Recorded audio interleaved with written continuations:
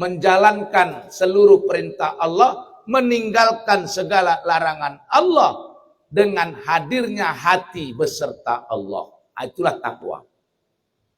Menjalankan seluruh perintah Allah, meninggalkan segala larangan Allah dengan hadirnya hati beserta Allah. Hadir hati. Itulah takwa. Dan yang kedua disuruh Allah di sini, hendaklah tiap-tiap diri, setiap orang memperhatikan, meneliti, mengkoreksi apa yang telah diperbuatnya untuk kehidupan hari esoknya. Kehidupan esok, hari esoknya. Dua ini. Jadi disuruh Allah mengevaluasi diri kita. Apalagi kita yang sudah berumur 50, 60, 70, 80. Kita disuruh mengevaluasi apa yang sudah kita buat. Kalau orang umur 30, 40 disuruh menghitung harta. Sudah berapa hartanya? Berapa yang didapat? Berapa yang ada dalam program? Berapa yang akan didapat? Itu umur dari umur 20 sampai umur 40. 40 ke atas nggak perlu lagi menghitung-hitung uang. Yang kita hitung apa amalan kita yang sudah kita persiapkan untuk kehidupan esok. Kehidupan setelah namanya mati. Apa? Sudah seberapa banyak? Kita hitung kira-kira kita ini masuk orang yang beruntung apa orang yang rugi? Amin. Alhamdulillah. Sudah lebih banyak mana waktu yang kita gunakan ini untuk taat kepada Allah atau untuk maksiat kepada Allah? Alhamdulillah. Mudah-mudahan waktu yang diberikan Allah ini lebih banyak kita gunakan untuk taat kepada Allah. Walaupun mungkin ada sedikit waktu yang kita gunakan untuk maksiat kepada Allah. Kita minta kepada Allah, mohon kepada Allah. Rabbana la tuzigh qulubana ba'da idh hadaitana. Ya Allah, jangan engkau balikkan hati kami ya Allah setelah engkau beri kami petunjuk ya Allah. Setelah engkau beri kami petunjuk hidayah, jangan balikkan lagi hati kami ya Allah. Karena yang membuat kita taat itu hati. Yang membuat kita maksiat juga hati. Jadi baik dan buruknya kita itu terletak pada hati yang pertama. Maka kata Nabi, ala inna fil jasadi mudghah, fa idza salahat salal jasadu kullu, fa idza fasadat fasadal jasadu kullu, ala wahiya qalb. Di dalam diri manusia ada segumpal daging. Kalau daging itu baik, seluruh tubuhnya ikut baik. Kalau segumpal daging itu jelek, seluruh tubuhnya ikut jelek. Ketahuilah sesungguhnya segumpal daging itu adalah hati. Maka kita pun menggunakan hati dalam muhasabah ini. Kita gunakan hati kita. Karena hati yang paling jujur. Mulut pintar bohong. Mata kadang-kadang bohong. Telinga pun begitu. Cuman hati yang tidak pernah bohong, Bu. Hati nurani nggak pernah bohong. Ya. Maka itu hati pula yang membuat orang baik, buruk, itu hati.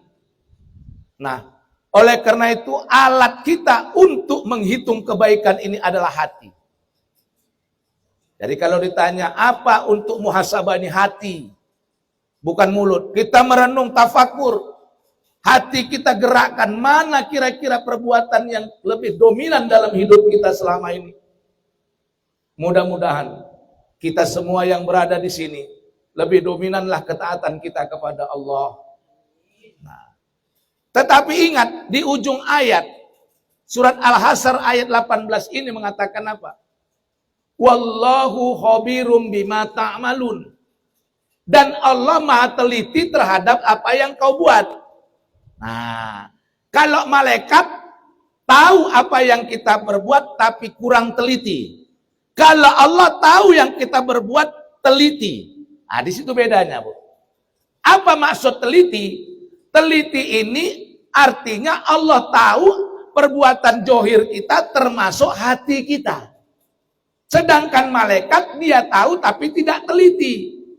Tahu malaikat kita sholat subuh, tapi malaikat nggak tahu kita khusyuk atau tidak. Malaikat tahu kita bersedekah, tapi malaikat tidak tahu kita ikhlas atau ria. Itu bedanya tahunya Allah dengan tahunya malaikat.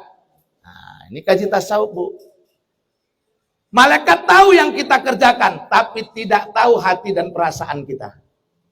Allah tahu apa yang kita kerjakan, plus Allah tahu apa yang ada dalam hati dan perasaan kita. Nah, di situ bedanya. Maka malaikat punya pengetahuan, Allah Maha Tahu. Sama kayak kita tahu kawan kita haji. Tapi tahukah kita mereka mabrur atau tidak? Tidak. Kita tahu tetangga kita berangkat haji. Apakah hajinya mabrur? Tidak. Kita tidak tahu. Dan kita tidak disuruh untuk tahu hal itu. Nggak usah kepo kali. Paham? Nah. Ya. Kalau Allah tahu. Si Polan berangkat haji. Berapa orang yang berangkat haji tahun ini? Berapa orang yang sah hajinya? Berapa orang yang tidak sah? Allah Maha tahu. Berapa orang yang dapat haji mabrur? Berapa yang tidak? Allah tahu. Malaikat enggak tahu. Malaikat hanya tahu sekian ribu orang yang berangkat haji. Berapa yang sah, berapa yang tidak, malaikat enggak tahu, Bu. Itulah bedanya pengetahuan malaikat dengan pengetahuan Allah. Makanya wallahu khabirum bima ta'malun. Khabir. Bukan sekedar tahu. Khabir itu lebih halus. Allah tahu kita berbuat itu ikhlas apa tidak. Kita sholat itu khusyuk apa tidak. Itu Allah tahu, bukan sekedar perbuatannya. Itulah disebut wallahu khabirum bima ta'malun. Allah Maha teliti terhadap apa yang kamu kerjakan. Tidak sekedar tahu pekerjaannya, tapi juga tahu apa yang ada dalam hati dan perasaan orang tersebut. Bisa kira-kira dibedakan sampai di sini, Bu? Insya Allah, itulah dia. Oleh karena itu, perlulah ibadah yang serta hati di dalamnya. Dan inilah yang dipelajari dalam tasawuf. Tasawuf ini mengarahkan kita beramal sesuai dengan hati dan perasaan yang diinginkan Allah. Misalnya, syahadat. Makna syahadat itu asyhadu an la ilaha illallah. Maknanya apa? Maknanya itu menyaksikan Allah. Apa yang menyaksikan Allah? Bukan mata johir, mata batin, mata hati. Sehingga kemanapun dia pergi, dia memandang Allah. Dimanapun dia berada, merasa beserta Allah. Itulah hakikat syahadat. Bukan sekedar mengucap. Sementara kita kadang-kadang syahadat cuma setahun sekali, itu pun waktu mau nikah. Disuruh syahadat. Habis itu tak ada lagi syahadat. Tapi syukur yang sholat. Setidak-tidaknya 5 waktu sholat dia tetap bersyahadat asyhadu an la ilaha illallah. Kalau yang nggak sholat, jangankan syahadat batinnya, syahadat johirnya pun tidak. Tapi kita yang sudah sholat, sudah mampu syahadat secara johir, maka lakukan secara batin. Bagaimana? Hadir Allahnya. Dimanapun kita berada, hadir Allah. Dimanapun kita bersembunyi, Allah tahu. Itulah yang disebut hakikat syahadat. Bukan cuma menyebut. Menghadirkan Allah. Kalau Allah sudah hadir, jangankan kita berbuat maksiat. Berniat maksiat pun kita tidak sanggup. Orang yang sudah hudurul qalbi ma Allah, jangankan berbuat maksiat. Merencanakan maksiat pun dia nggak sanggup lagi. Coba. Tidak ada. Itulah hakikat syahadat. Hatinya. Sholat. Ada 3 tingkatan orang sholat. Barusan saya ditanyakan oleh salah seorang jamaah kita. Selama ini yang dia paham sholat itu 2 macam.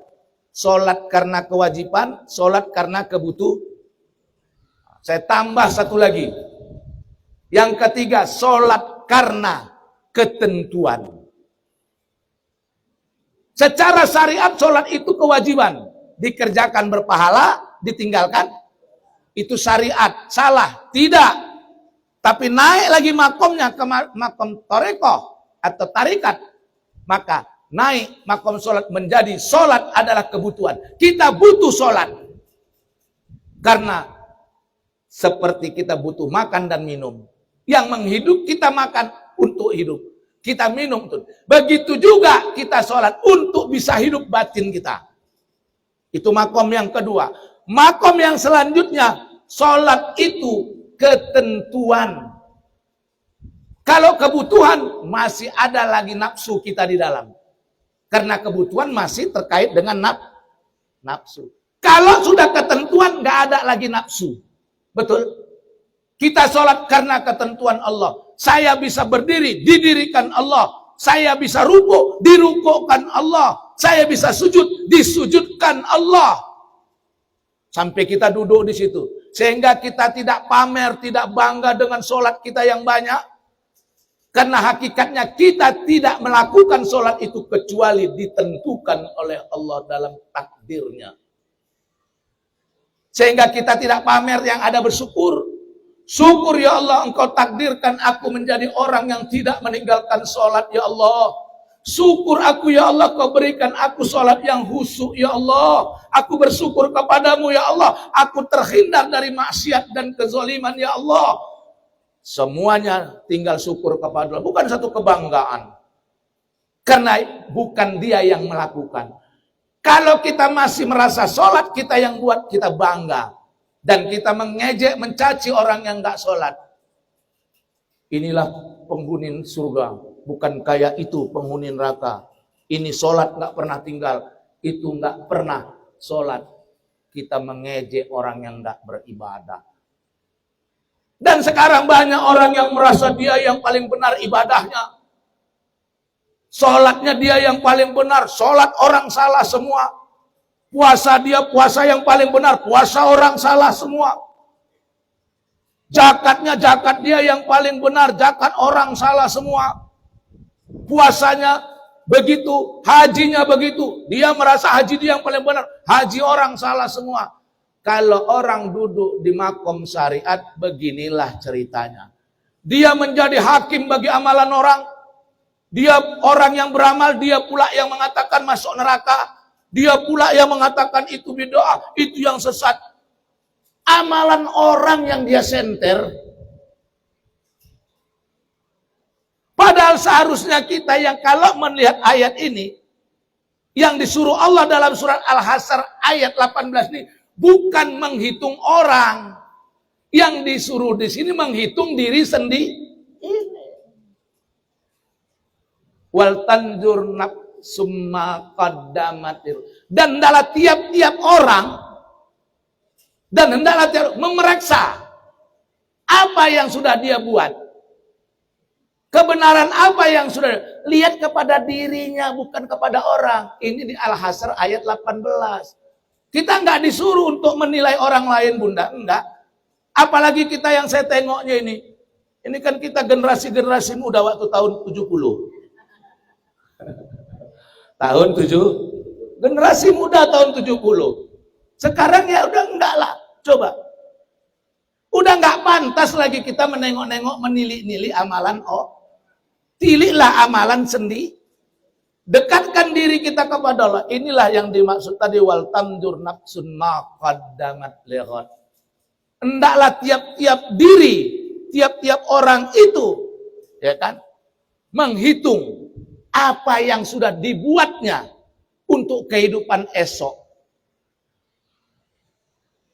Sementara ulama mengatakan untuk hari matinya, untuk kematiannya. Boleh, tapi kematian itu sebentar. Kematian itu tidak lama.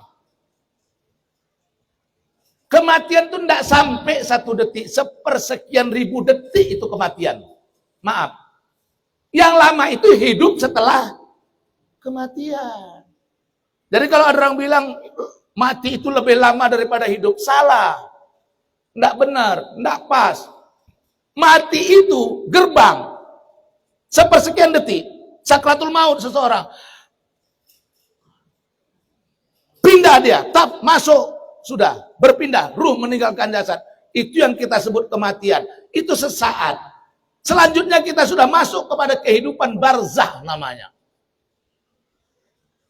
Maka dalam kajian orang-orang tasawuf, kehidupan itu abadi. Kekal. Kekal. Kehidupan ruhaniah. Kehidupan jasad ini yang fana. Sementara kehidupan jasad ini. Begitu kita pindah dalam alam kematian, jasadnya dikubur. Jasadnya habis dimakan tanah. Tapi ruh tetap. Yang kembali kepada Allah. Itulah yang kita selalu sebut. Inna lillahi wa inna ilaihi raji'un. Kembali. Maka ruh ini nanti ada yang ditempatkan di surga, ada yang di tempat neraka. Coba lihat, setiap Quran mengatakan kehidupan surga dan neraka, kholidina fiha, kekal di dalamnya. Maka ruh itu kekal. Karena ruh itulah yang ditiupkan Allah kepada bayi. Kalau asal tubuh kita dari tanah, tentunya tanahnya enggak seperti yang kita bayangkan. Jangan yang kita bayangkan tanah ini seperti tanah bumi. Tanah kita ini, yang disebut tanah itu jangan samakan dengan di sini. Bukan tanah di bumi. Beda. Kalau tanah di bumi ini, ada yang kena najis, dipijak-pijak. Jasad kita bukan dari tanah yang dari bumi, Bunda. Terus orang tanya, kalau gitu Ustadz, kenapalah kita ini berbeda-beda? Ada yang baik, ada yang buruk, ada yang jahat, ada yang pencuri. Tanahnya kan sama Ustadz, sama. Tapi mungkin jenis tanahnya berbeda. Ada yang dari tanah sengketa. Inilah yang suka ribut aja. Iya kan? Mungkin tanahnya dari tanah sengketa. Nah, ini nggak betul-betulnya, jangan bulan jadi bilang ini keluar ya. Nah, ini guyon-guyon saja supaya jangan ngantuk kali. Nah, ada yang tanah rebutan, ya kan? Nah, ini soal tanah ini payah ini. Maka ibu-ibu kalau belum mati udah dipersiapkanlah. Boleh diberikan wasiat ini kepada siapa, kepada siapa, kepada siapa. Nah, supaya jangan ribut nanti. Ini kadang-kadang kita mati tanahnya nggak begitu luas tapi berantam anak, berantam menantu gara-gara urusan tanah. Waduh, ya. Baik. Hendak kita hitung. Kalau kita mau jujur, durasi atau waktu yang sudah kita lewati dari lahir sampai hari ini, kalau kita lihat nih semua yang ada di sini, dengan waktu yang tersisa untuk yang akan kita jalani, kira-kira mana lebih panjang? Panjangan yang sudah kita lalui, apa yang akan kita lalui? Yang sudah? Oke, nggak usah yang di atas 70, 80 umurnya. Yang sama kayak saya saja, 60 kita ambil. Atau yang 50 lah. 50 tahun sudah hidup, umur sudah 50. Yakin nggak 50 tahun lagi hidup? Yakin. Sama kayak saya. Umur saya 60 sekarang. Ya, 60 umur saya. Saya nggak yakin 60 tahun ke depan saya hidup. Nggak yakin saya. Artinya apa? Kita dapat kesimpulan bahwa dari hitung-hitungan sederhana saja, waktu yang akan kita lalui, itu lebih pendek daripada yang sudah kita Mari kita itu. Lebih pendek ini. 60 tahun aja aku nggak terasa, seolah-olah baru kemarin aku remaja. Betul? Nggak terasa. 60 tahun yang kita lalui nggak terasa. Apalagi kalau hidupnya itu sejahtera, nggak terasa. Tapi kalau yang nggak sejahtera, punya laki, bandal, sholat nggak mau, iya kan? Pulang mabuk, buka pintu nendang, salah sikit bini cakap, tangan main. Kalau ini jangankan 60 tahun, Bu. 60 hari pun udah terasa kali ini. Betul?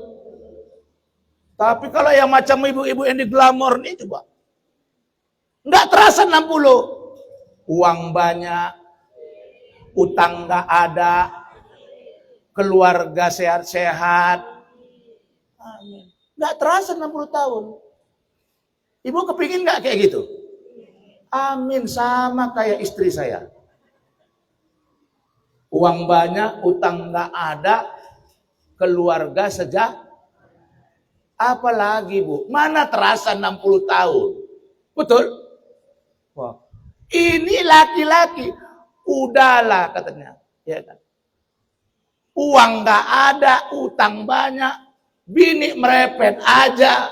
Wah kalau ini, Masya Allah. Tapi nggak ada lah di sini ku tengok yang kayak gitu. Kalau udah ngaji nggak mau udah merepet. Ada nggak ada uang tetap. Kalau masih ada suaminya. Kalau yang nggak ada suaminya, ada nggak ada uang tetap taat kepada Allah. Nggak lama umur kita Bu. Cuman saya ingin mengingatkan bahwa janganlah mati ini menjadi momok yang mengerikan sama kita. Sekali lagi saya katakan mati bukanlah ajang penyiksaan seseorang di dalam kubur. Mati adalah gerbang kita bertemu dengan Allah. Yang kita harapkan kita itu mati husnul khotimah. Alhamdulillah. Tuan guru kita, ustadz kita, seorang mu'alaf, bekas pendeta, almarhum, al-mukarram, Ustadz Yahya Waloni, berpulang ke rahmatullah. Cocok ini disebut berpulang ke rahmatullah. Pulang kepada kasih sayang Allah, atau berpulang ke rahmatullah, kembali kepada kasih sayang Allah. Itu artinya Bu. Ya, kan kita sering berpulang ke rahmatul, artinya apa? Kembali ke dalam kasih sayang. Nah, jadi kalau orang yang pulang ke rahmatullah itu nggak disiksa lah, betul nggak?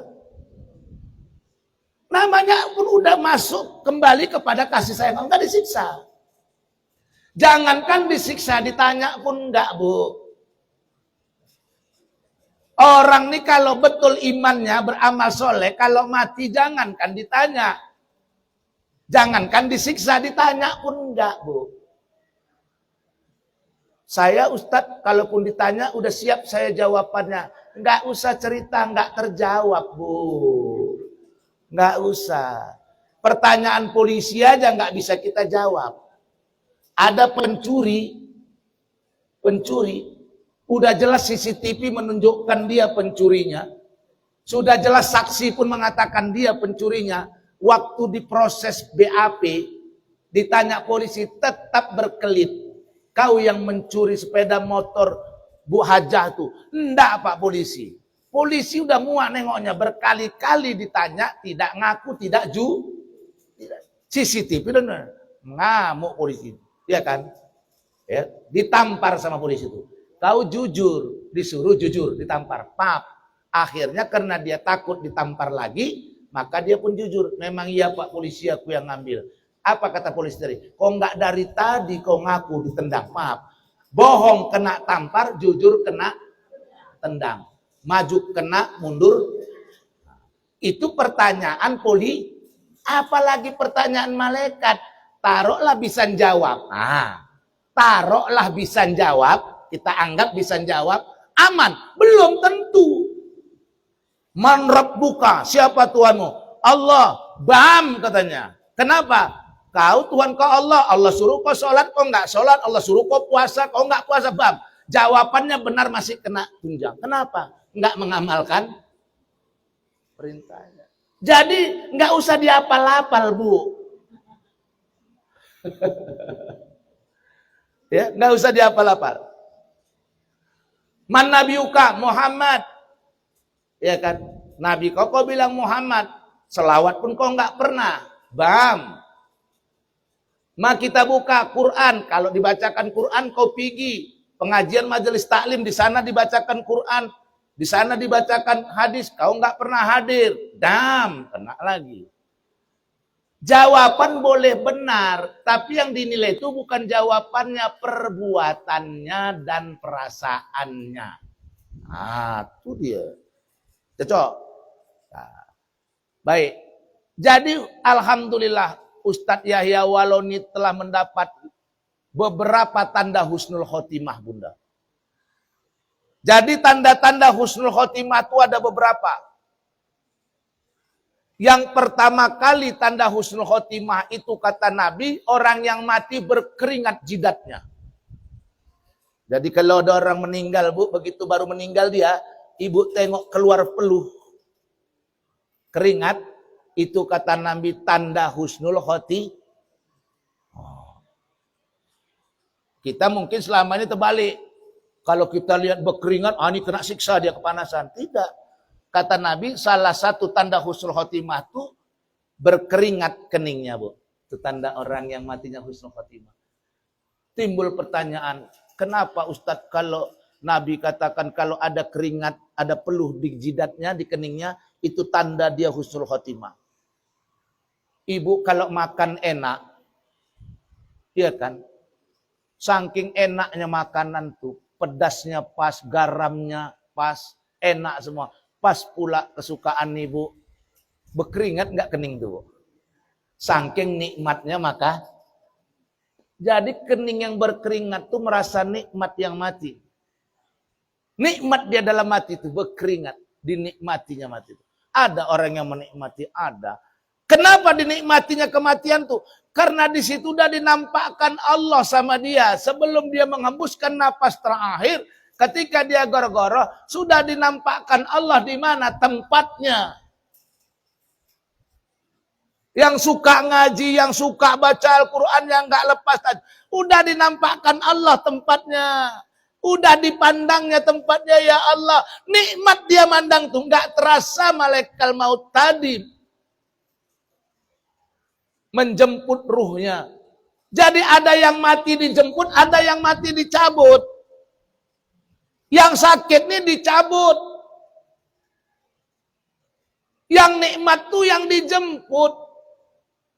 Baginda Rasulullah Muhammad sallallahu alaihi wasallam datang malaikat maut dalam wujud manusia untuk menjemput ruh baginda Rasulullah sallallahu alaihi wasallam. Dijemput, Bu. Kalau dijemput itu dengan kemuliaan, dengan kehormatan, dengan takzim. Jadi malaikat maut itu tidak kasar, namanya menjemput. Beda dijemput dengan dicabut. Sebagian dicabut. Jadi orang yang berkeringat itu dinikmatinya kematian itu karena diperlihatkan Allah sudah. Nampaklah taman-taman surga itu, ya Allah. Ini tempatmu.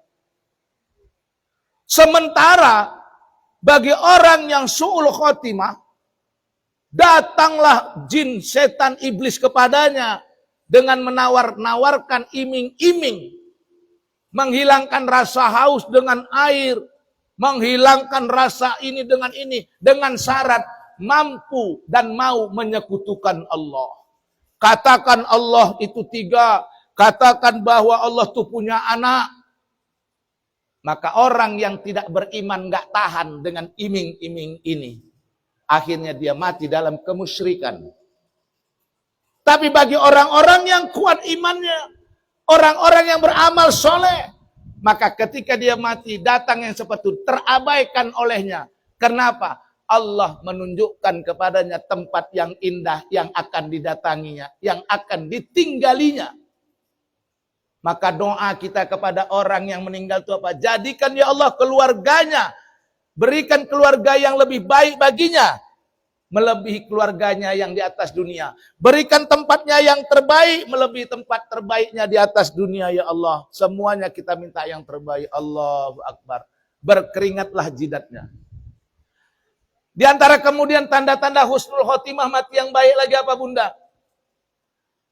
Sangat diidam-idamkan oleh orang-orang soleh. Mati pada 2 hari. Hari Jumat, malam Jumat, atau hari Senin, malam Senin. Inilah 2 hari yang dirindukan para ulama matinya.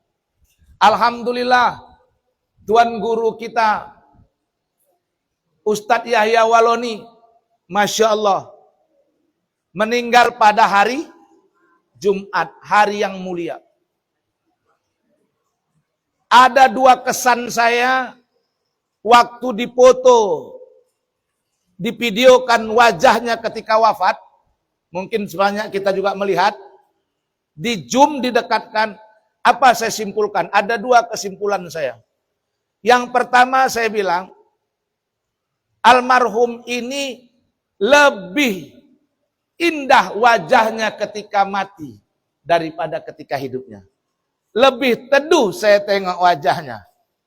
Ya, kita melihat beliau waktu hidup, kemudian kita melihat wajahnya ketika wafat.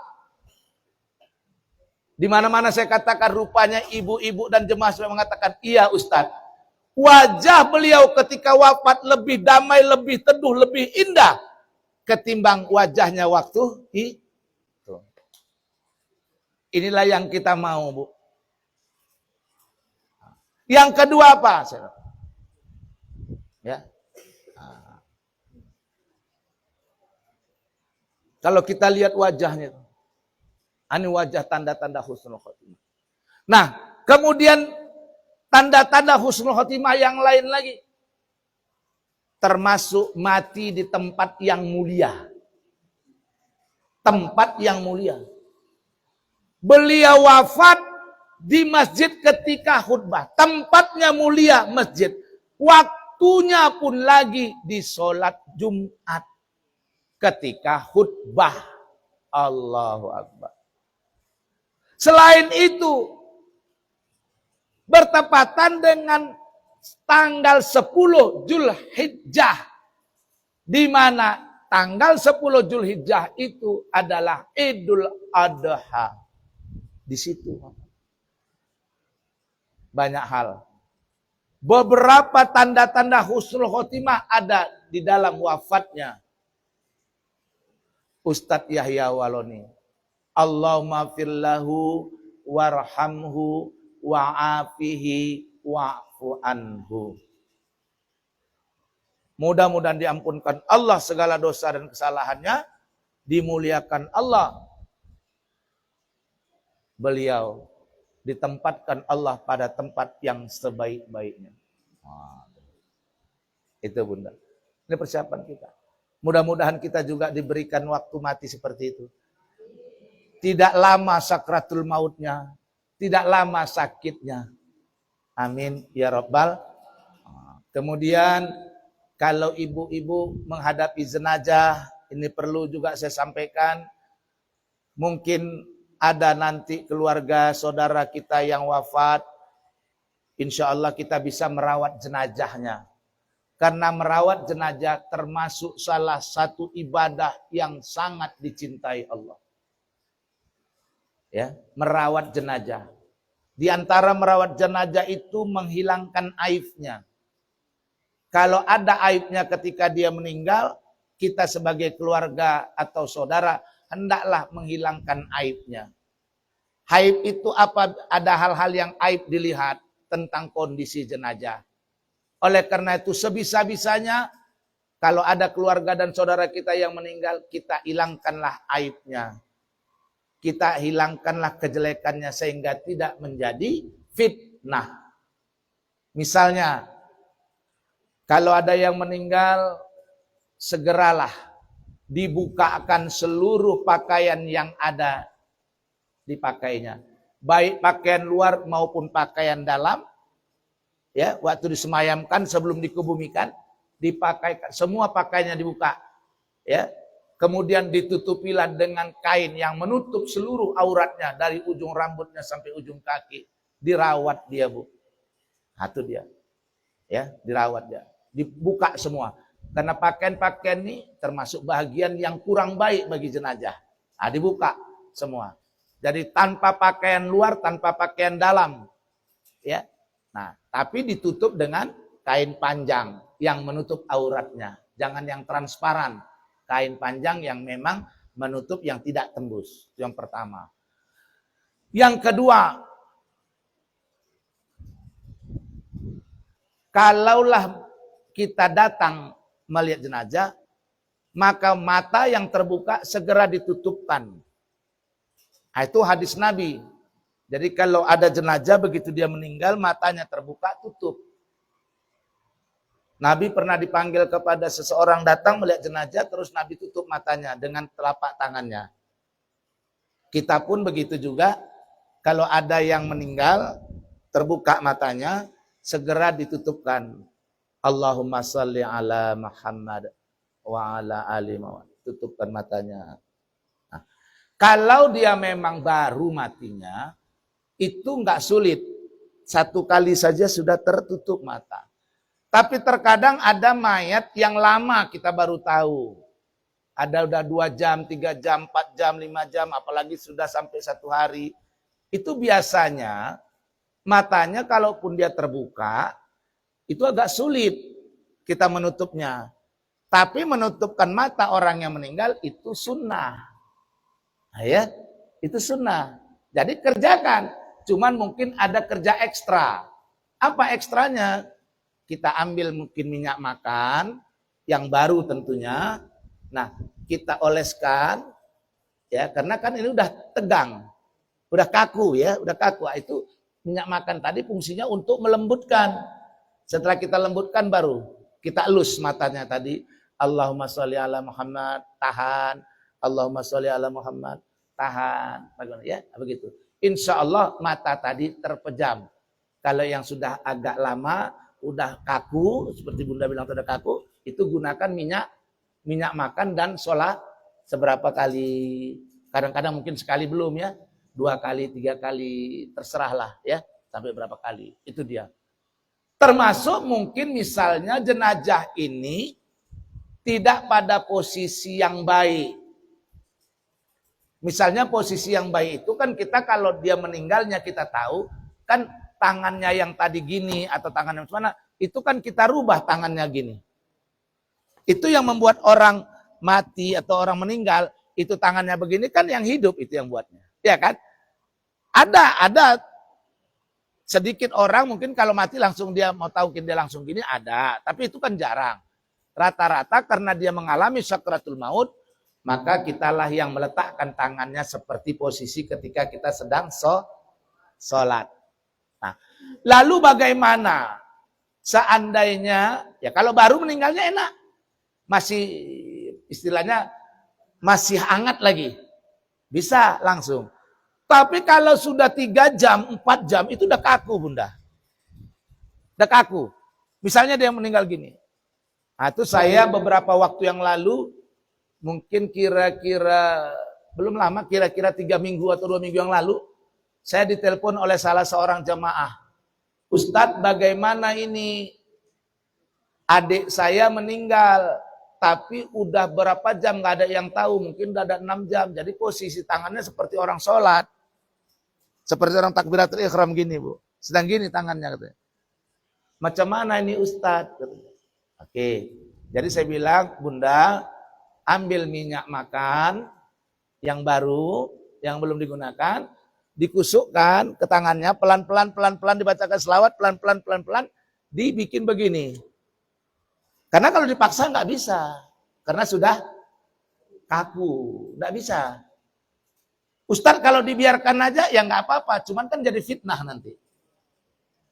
Kita disuruh menjaga aib mayit, disuruh Bu jaga aib mayit.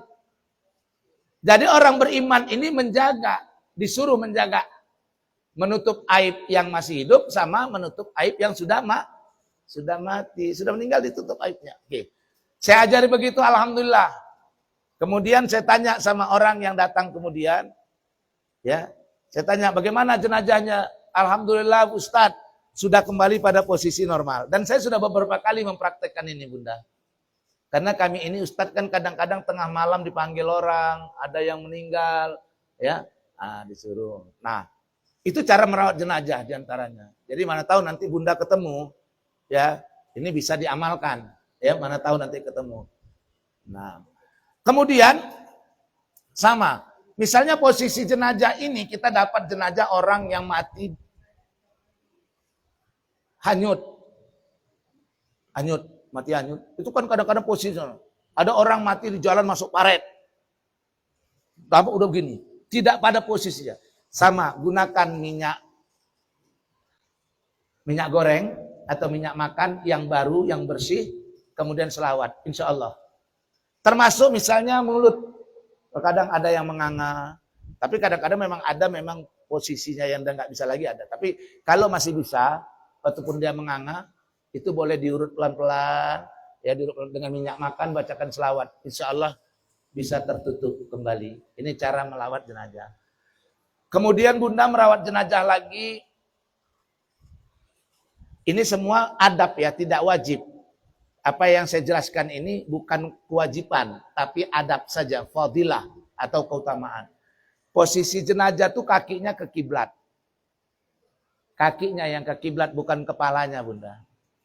Jadi kalau sana kiblat ya, ini kan kita sekarang sana kiblat. Kalau ini kepala, ini kaki, maka jenazah itu yang diletakkan tuh kakinya ini yang ke sana, bukan kepalanya. Karena kan posisi jenazah itu kan waktu ditidurkan kan telentang Bunda. Kan telentang. Beda waktu dia dimasukkan ke dalam kubur. Posisinya menghadap kiblat mereng. Sebelah kanannya yang di bawah. Kan gitu. Beda kan? Nah, maka waktu dia meninggal, belum dikuburkan, ditaruh di ini kakinya yang ke kiblat. Karena dia tidurnya berbaringnya telentang. Maka kalau dia telentang, kalau dia dibangkitkan seolah-olah gitu, filsafatnya. Kalau dibangkitkan kan dia berdirinya ke sana. Berarti dia berdiri dalam posisi menghadap. Kalau kepalanya yang di sana, kalau dia didirikan menghadapnya ke timur. Begitu ya Bunda ya. Kemudian bagaimana lagi merawat jenazah? Ini supaya kita tahu, supaya agak ringan tugas kami para ustadz. Karena kadang-kadang tengah malam orang nelpon ustadznya, bukan ustadznya nggak mau. Cuman kalau bisa dikerjakan oleh keluarga sendiri kan alangkah baiknya. Ya kan gitu.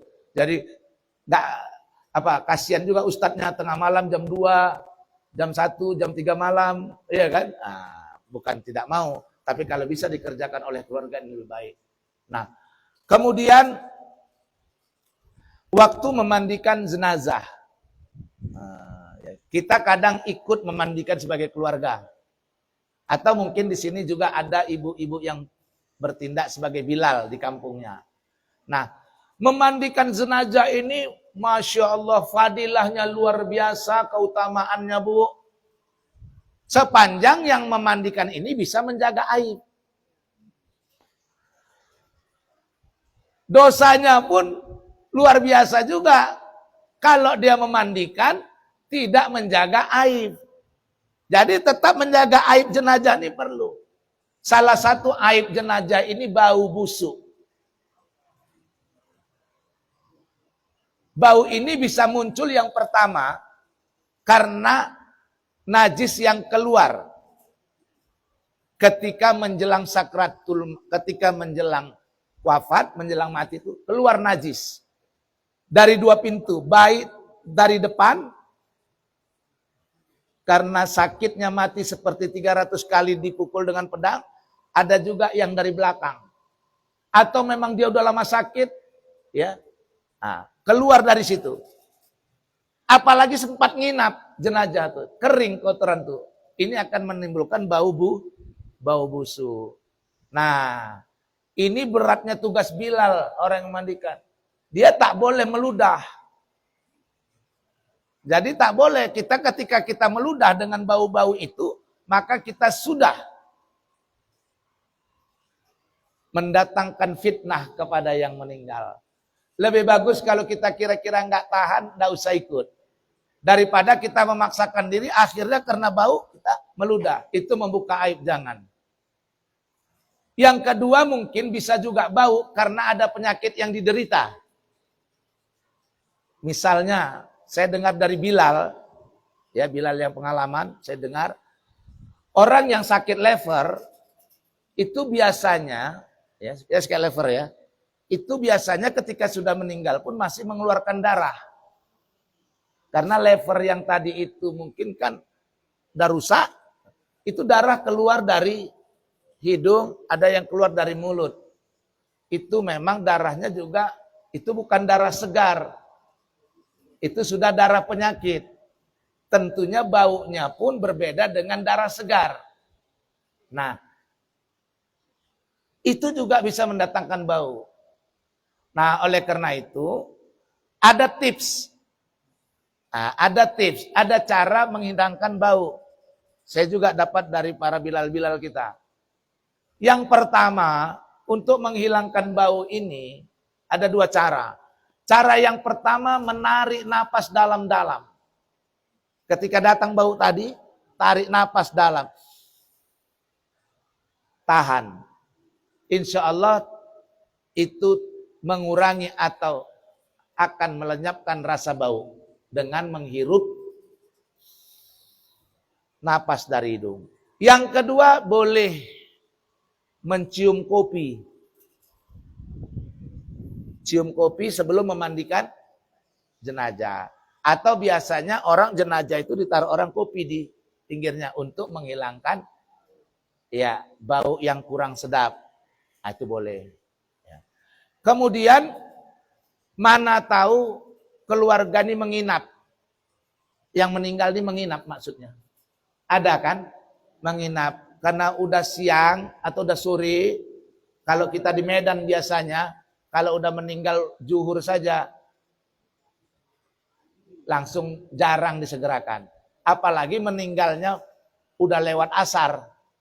Apalagi meninggalnya malam. Menginaplah jenazah tadi besok baru dikubur. Nah, kalau jenazah ini nginap, bagus juga kita taruhkan minyak makan sekujur badannya. Untuk apa minyak makan yang kita taruh di sekujur badannya tadi? Yang pertama, akan menghilangkan serangga-serangga menempel. Serangga tuh nggak mau kalau ada minyak makan. Nah, itulah dia satu. Yang kedua, dengan kita letakkan itu di tubuhnya, besok kulitnya cantik, Bu. Kalau kulit itu kena minyak tadi, itu cantik kulitnya. Ketat. Walaupun dia nginap. Insya Allah nggak keriput. Nah, kemudian besok Bilalnya enak memandikannya. Karena ini udah taruh minyak makan, ini lentur. Jadi kalau bisa sekali atau 2 kali atau 3 kali malam itu ditaruh kalau dia nginap. Jadi besok kalau Bilal itu memandikan, dia pas membuka tangannya terbuka, Bu Ena. Ini sendinya main. Kenapa? Karena ditaruh minyak tadi. Inilah beberapa gunanya. Dan besok Bilal pun mandikannya enak.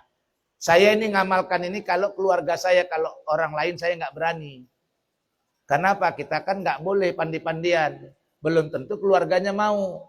Tapi kalau keluarga kita, adik kita, abang kita, emak kita, suami kita, lakukanlah ini untuk merawat jenazah. Nah, mungkin ini yang dapat kita sampaikan dalam kajian kita pada hari ini, ya, terkait dengan muhasabah diri. Baik, Bunda, saya minta izin, saya kasih informasi bahwa saya hari ini setiap saat kan saya didampingi oleh anak santri. Kalau dari tausiah, kebetulan karena kita pesantren kita sudah ada tahfiznya, selama ini saya didampingi anak santri tahfiz. Hari ini saya didampingi oleh santri lansia. Jadi yang 2 ini sebenarnya santri lansia, kok masih muda. Lansia ini nggak mesti nunggu 60 tahun, 70 tahun, Bu. Lansia ini lanjut usia, beda dengan jompo. Paham kan? Jadi memang ya ada yang sekarang yang di santri lansia kita ada 5 orang. Di antara yang 5 nih ini Ananda kita yang berdua ini. Saya coba, ayo ikut sekali-sekali, ya. Coba ikut. Karena anak santrinya kalau jam segini juga ada belajar mereka, belajar tahfiz. Kalau mereka ini belajarnya nanti belajar Qur'annya ada waktu tertentu malam. Paginya tetap belajar sama saya. Nah, ini mungkin anak santri kita ini untuk melatih mereka supaya bisa, saya sudah mulai melatih mereka, ya. Ini belum lama. Ini siapa baru 3 bulan. Jidan. Ini nama panggilan dia Jidan. Nama aslinya saya nggak tahu. Ya, nama aslinya ada siapa nanti dia sampaikan nama aslinya. Dia 3 bulan. Alhamdulillah sudah bisa khutbah Jumat. Alhamdulillah sudah bisa khutbah Jumat 3 bulan. Habis hari raya masuk. Sudah sekali saya suruh khutbah. Saya ajari khutbah, sudah bisa khutbah di masjid kita. Belumlah keluar dulu. Iya kan? Di masjid kita sudah bisa khutbah. Kemudian satu lagi ini Ananda Ihsan. Baru 1 bulan. Pas 1 bulan baru. Ya. Ada yang sudah setahun. Jadi ada 5 orang. Ada yang sudah setahun lebih. Ini mereka ini sebenarnya korban-korban daripada keadaan yang ada. Mereka korban. Jadi saya ini tugas saya mau menjadi bengkel lah. Apalagi saya dibantu oleh ibu-ibu. Mungkin dalam hal ini ada sekedar ucapan terima kasih yang mau mereka sampaikan. Boleh Bu ya 5 menit? Boleh ya. Supaya juga melatih mereka ini untuk satu saat ini bisa saya dari orang-orang yang hijrah ini, kalau orang dari pesantren dari awal orang baik-baik ceramah nggak heran kita Bu. Tapi bagaimana orang-orang yang selama ini jadi korban, ya satu saat dia bisa memberikan tausiah dengan dia hijrah dan bertaubat, ini luar biasa saya rasa. Jadi mungkin ini ada dari Ananda Jidan ingin menyampaikan, silakan Ananda sampaikan sekedar sepatah 2 patah kata. Bismillahirrahmanirrahim. Assalamualaikum warahmatullahi wabarakatuh. Waalaikumsalam. Terima kasih kepada ibu-ibu jemaah dan terima kasih kepada Buya yang memberikan saya waktu dapat berkata-kata.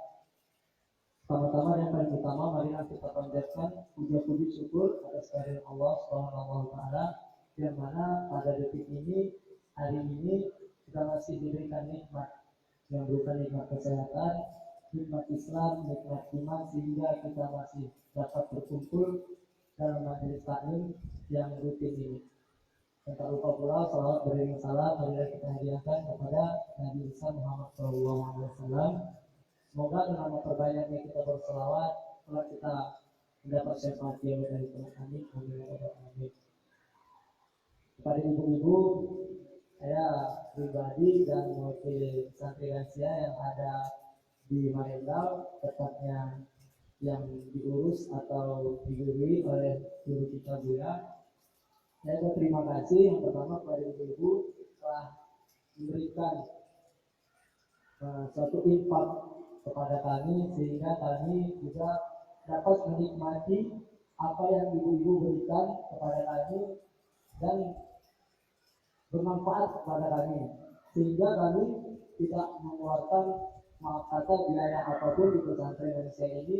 Bahkan nasihatnya kami diberikan ilmu, wawasan untuk lebih mengenal satu cita kita, yaitu Allah Subhanahu wa taala.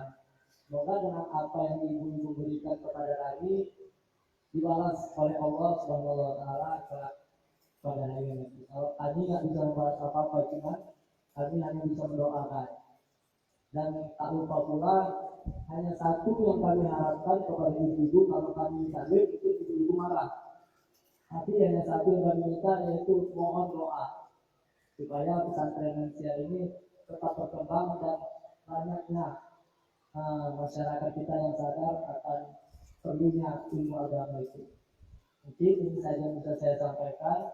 Kurang dan lebih saya mohon maaf, kepada Allah saya mohon ampun.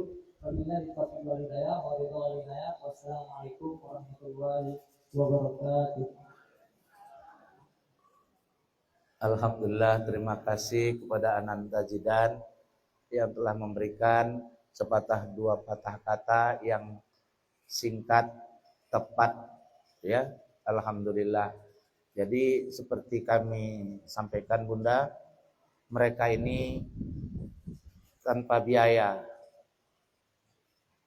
di sana. Dari mana saya membiayainya? Alhamdulillah, saya dibantu oleh bunda-bunda yang ada di sini dan juga dengan bunda-bunda yang lain. Jadi untuk biaya mereka baik makannya, penempatan semua. Kalau saya Bunda, seluruh penghasilan saya sudah saya wakafkan untuk pesantren Lailatul Qadar. Saya hanya mengambil apa yang saya butuhkan untuk transportasi saya dengan makan